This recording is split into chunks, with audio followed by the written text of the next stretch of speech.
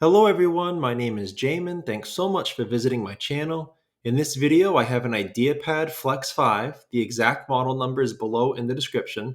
I'm going to show you how to get inside, access your memory, and your storage.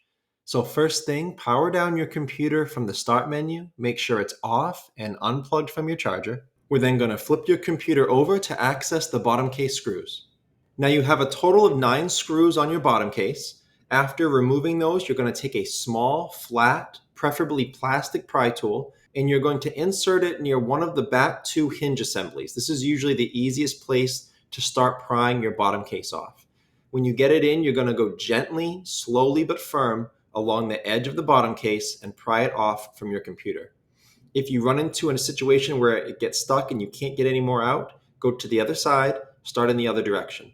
Now make sure to not put the pry tool too far in. You could damage some internal components. Just keep it on the edge and you'll be able to get your bottom case off.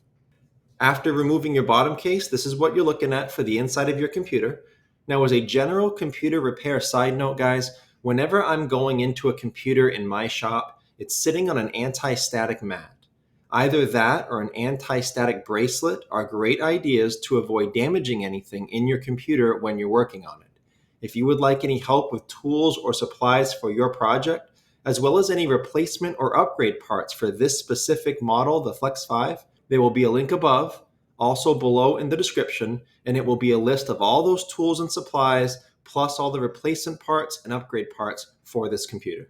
Now, before touching anything in a computer, it's always safe to either remove or at least unplug your battery. Computers are safest to work on when as little power as possible is running through them. Now your battery is right down here. To get your battery up, you have these 4 screws by the red arrows, and the green arrow shows where it's plugged into the motherboard. Now, as a quick word of caution, this screw right here near the red arrow, as you can see in my computer and most likely in yours, there is what's called a warranty void sticker on that screw. You may see these at various points in computers when you work on them. These will usually void part or all of your warranty if they're disturbed. So just keep that in mind. Consult your own warranty to see what the actual specs are for your warranty. But keep in mind that these stickers can void part or all of your warranty if it's obvious that you have messed with them. As far as the battery being plugged into the motherboard here, it's usually best to not pull on wires when at all possible in a computer. Wires can break. They can also come right out of the plug if they're pulled on too aggressively. It's better to just pull on the plug. But in this case, this plug had a very small profile. I couldn't really get a good grip on it without unscrewing the battery and then putting my fingers around the entire wire thing there and kind of wiggling it out of that port. So I did have to put some pressure on those wires. As far as storage goes, this computer has a single M.2 PCIe NVMe solid state drive port right here.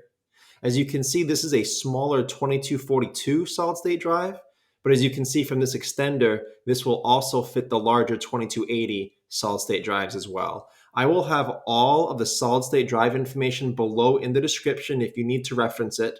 But I will also include several replacement and upgrade options in that link I told you about with all the replacement and upgrade parts for this model computer. Now, if you're going to stick with the smaller 2242 solid state drives as pictured here, and I believe most of you will have that stock, the sizes you can take in this computer, you can do a 128 gigabyte, a 256, or a 512 gigabyte solid state drive in this 2242 size. If you want to do a larger size, the 2280s, you can go up to, again, a 500 gigabyte or even a 1 terabyte solid state drive. So below in that link, I will have a couple different options for the smaller 2242s. I'll probably try to have the 256 and the 500. And then for the larger 2280 drives, I'll try to have a 500 gigabyte and then a 1 terabyte if you guys want to fully upgrade.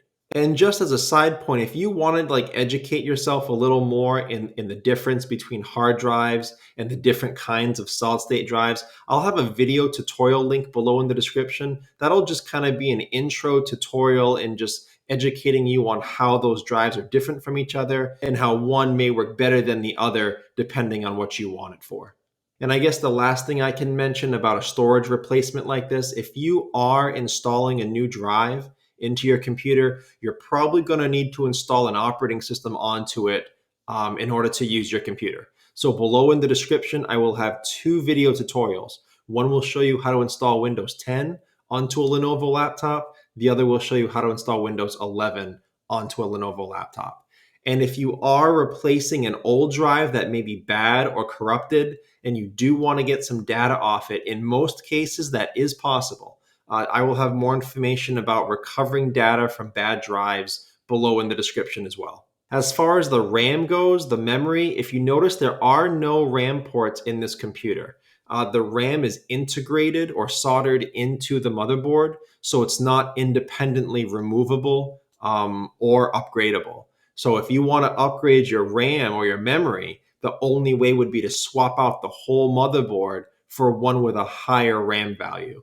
And I do believe that this specific model, the 15 ITL05, I do think that this model comes in three different sizes for RAM.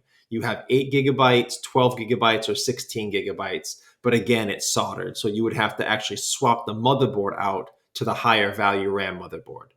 And I guess that kind of completes this video, how to get inside this model computer, access your storage and your memory.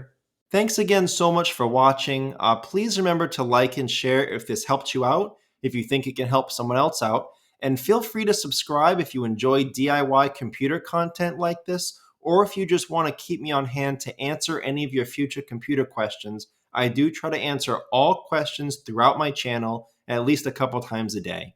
Also, feel free to check out the related links section below in the description. From time to time, I do try to add things in there that I think will help you with your general computer life, make it more productive, more enjoyable. So thanks again for watching, everyone. I look forward to seeing you on my next video.